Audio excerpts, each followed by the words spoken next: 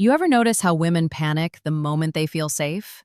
Not when you're distant, not when you're cold, when you're perfect. That's the paradox nobody talks about.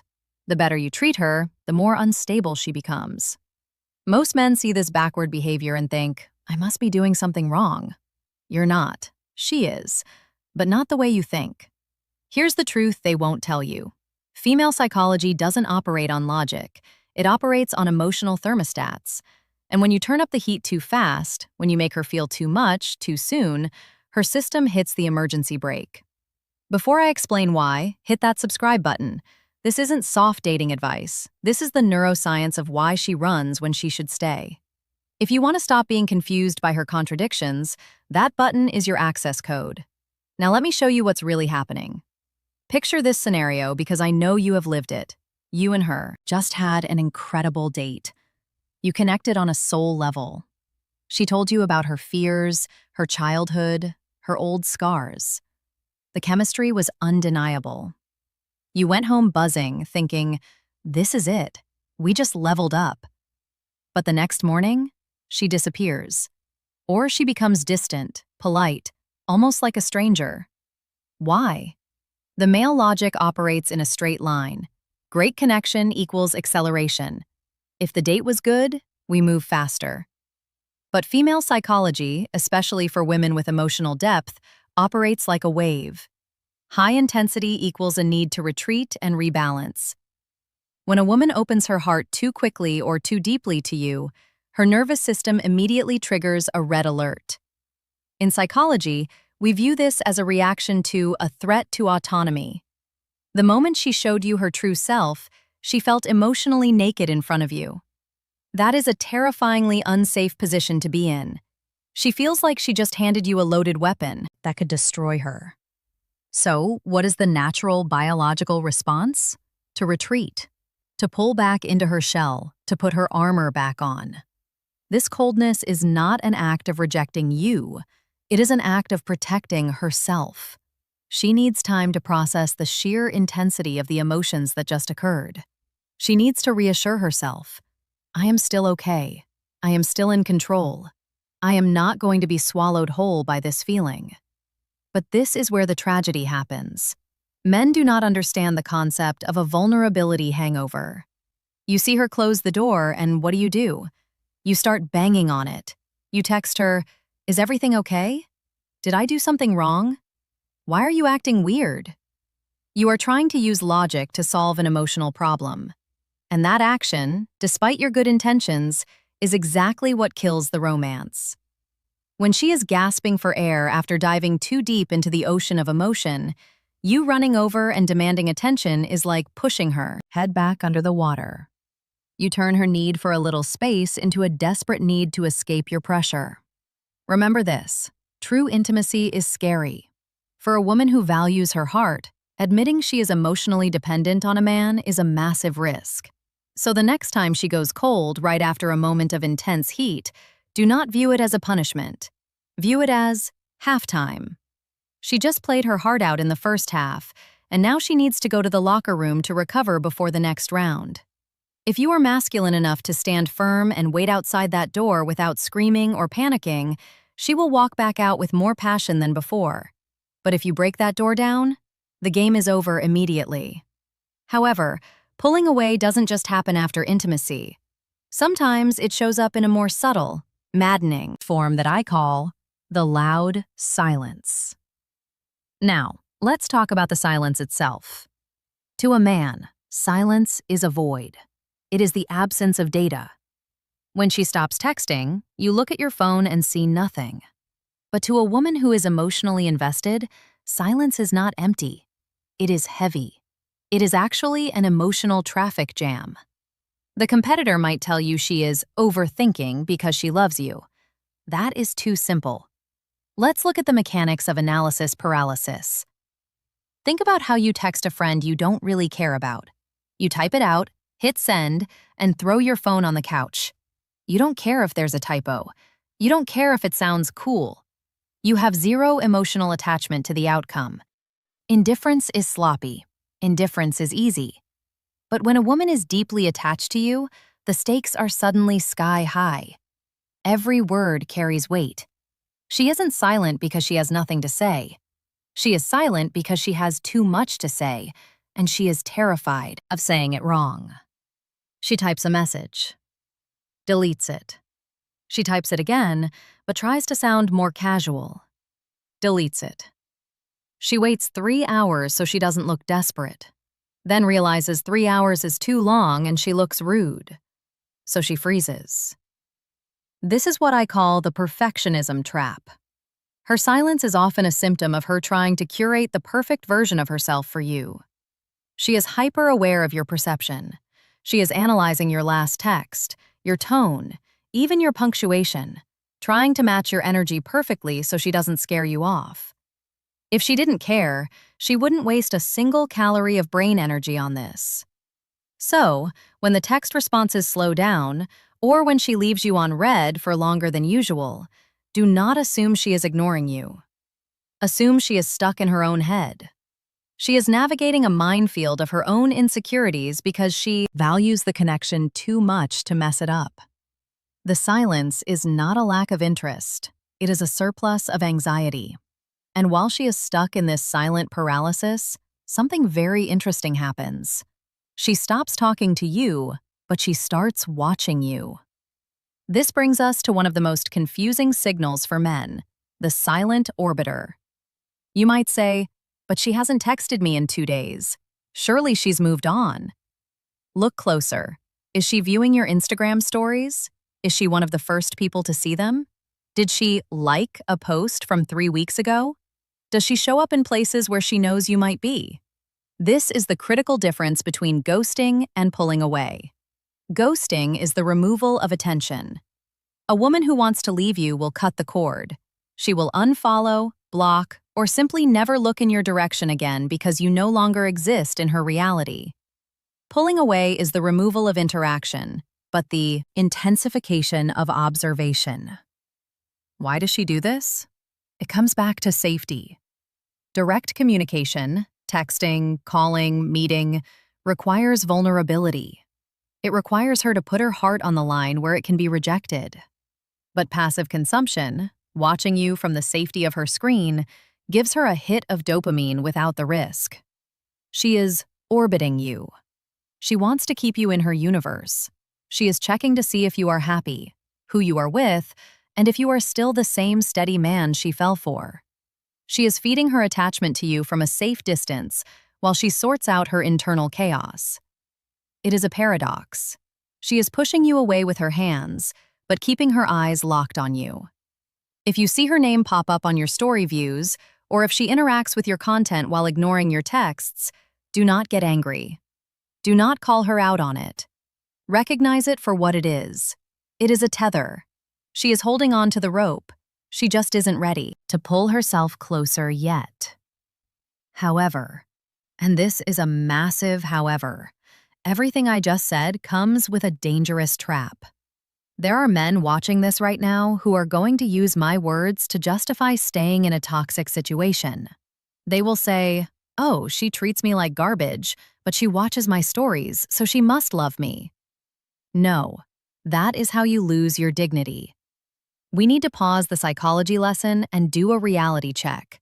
Because there is a difference between a woman who is scared and a woman who is just using you for attention. And if you can't tell them apart, you are not being patient. You are being played. Let's talk about how to filter the truth from the noise. We need to filter the women who are pulling away out of fear from the women who are just using you for attention. Breadcrumbing. Here are the 3 non-negotiable signs that her distance is toxic and you need to walk away. Filter 1. The quality of the return. When a woman pulls away because she is overwhelmed, she eventually comes back. But how does she come back? Does she come back with warmth? Does she seem relieved to reconnect? Does she try to make up for the silence with affection? That is fear. Or does she come back only when she's bored? Does she come back at 2 a.m.? Does she come back asking for a favor? That is not attachment. That is exploitation. She is checking if you are still on the hook. Filter 2. The accountability factor. When you eventually reconnect and you mention the distance, calmly, what does she do? A woman who values you will feel bad. She might say, "I'm so sorry, I've just been in a weird headspace." She acknowledges the gap. A manipulator will gaslight you. She will say, "You're crazy, I wasn't distant, you're just needy." If she makes you feel guilty for noticing her absence, that is a red flag the size of a billboard. Filter 3. The investment ratio. Look at the relationship outside of the cold periods. When things are good, is she actually investing? Does she ask about your life? Does she do things for you? Or is the relationship entirely centered around her needs, her moods, and her schedule? If she fails these tests, if she is cold, unaccountable, and selfish, turn this video off. She isn't pulling away because she loves you. She is pulling away because she doesn't respect you. Have the self-respect to close the door. But if she passes these tests, if she is kind, caring, and genuine but just prone to these sudden shutdowns, then you are dealing with something deeper. You are dealing with the psychology of self-sabotage. If she is a good woman, why would she ruin a good thing? It defies logic. You treat her better than her exes. You listen. You are stable. So why is she running? In psychology, we call this the upper limit problem. Every human being has an internal thermostat for how much happiness and love they can tolerate. It sounds crazy, but many people are not comfortable with being treated well. If she grew up in chaos, or if she has a history of toxic relationships, her baseline setting is struggle. Chaos feels familiar. Peace feels foreign. So, when you come along and offer her consistent, healthy, unconditional love, you push her above her upper limit of happiness. Her subconscious mind starts screaming, "This is too good to be true. The other shoe is going to drop. I need to get back to safety." How does she get back to safety? She sabotages. She pulls away. She creates distance. She might even pick a fight over something stupid. She is unconsciously trying to bring the relationship's happiness level back down to a zone where she feels comfortable, which is often a zone of mild anxiety and distance. She isn't rejecting you because you are not enough. She is rejecting the intimacy because it is too much. She is looking at you and thinking, "He is amazing. If I let him in completely and he leaves, it will destroy me. So I better push him away a little bit just to prove I can survive without him." It is a twisted form of survival logic. Understanding this changes everything. You stop taking her distance as a personal insult. You realize that you aren't fighting against her. You are fighting against her past programming. But knowing this is only half the battle. The real question is, how do you break this cycle without breaking yourself? Most men try to fix her. They try to be the therapist. That fails. Other men get angry and punish her. That also fails. To handle a woman who is sabotaging out of fear, you need a strategy that is counterintuitive. You need to become unshakable. I call this the Lighthouse Strategy. Think about a lighthouse. It stands on the edge of the jagged rocks. The ocean is chaotic. The waves are crashing. The storm is raging. Does the lighthouse run out into the ocean to chase the ships? No. Does the lighthouse turn off its light because the ships are far away? No. It stays grounded. It shines its light consistently. And because it is stable, the ships eventually find their way back to it when the storm clears.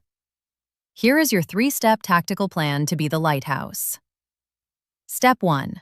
The mirror of stasis. When she pulls back, your instinct is to lean forward to close the gap. Do not do that.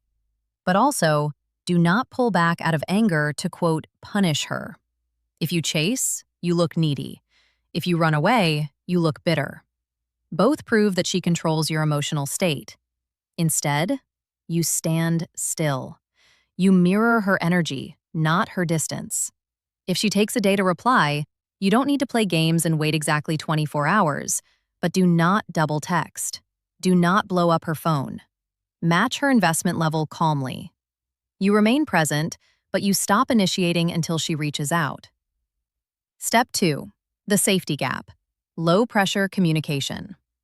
If you do reach out, or when she finally replies, you must remove the demand.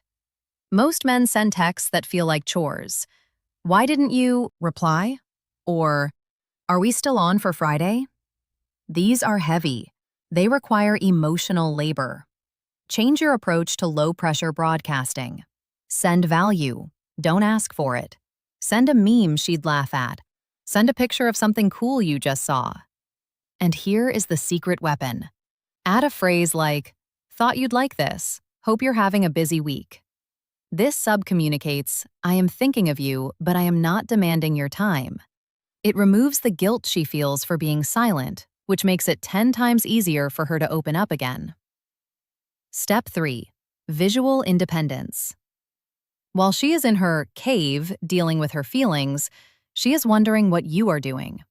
If she thinks you are sitting at home staring at the wall waiting for her attraction drops. You need to show, not say, that your life is moving forward. Go to the gym, hang out with friends, work on your business, and let her see it, via social media or just by being busy. When she sees that you are happy and thriving without her constant validation, it triggers a primal fear of loss. It flips the switch in her brain from, "I need space from him," to, "Wait, I don't want to lose him." This brings us to the final, most important point. This is the difference between boys and men. When a woman pulls away, she is often unconsciously running a test. She is testing your emotional leadership. She is the ocean, chaotic, fluid, changing with the wind. She wants to know if you are the mountain, solid, unmovable, and permanent. If her bad mood ruins your day, you failed the test. If her silence makes you insecure, you failed the test. If her hesitation makes you lash out, you failed the test. She cannot lean on you if you crumble the moment she stops holding you up. The woman who pulls away out of fear is looking for safety. She wants to know that no matter how crazy her internal world gets, you are the rock that doesn't move. When you apply the Lighthouse Strategy, when you remain calm, warm, and independent despite her distance, you are proving to her that you are stronger than her chaos. You are proving that you are a safe harbor. And that is the moment the dynamic shifts. That is the moment she stops running from you and starts running to you. Because in a world full of weak men who panic at the first sign of trouble, a man who can master his own emotions is the rarest, most addictive thing she will ever find. If she is pulling away, it hurts. I know, but it is not the end. It is an opportunity. It is a moment for you to distinguish between a toxic woman who is playing games and a good woman who is battling her own fears. And more importantly, it is a moment for you to prove to yourself that your self-worth does not depend on a text message. Be the lighthouse. Let her navigate her storm. If she is the right one, she will look for your light and she will come back, harder, faster, and more in love than before. And if she doesn't, you are still standing tall, shining bright, ready for the ship that actually deserves to dock in your harbor. If you want to stop guessing and start understanding the hidden language of female dynamics, if you want the unfair advantage that 99% of men will never have, then you need to be here. Click that subscribe button for Inside Her Psychology. We don't do fluff. We do the truth. And do me one favor.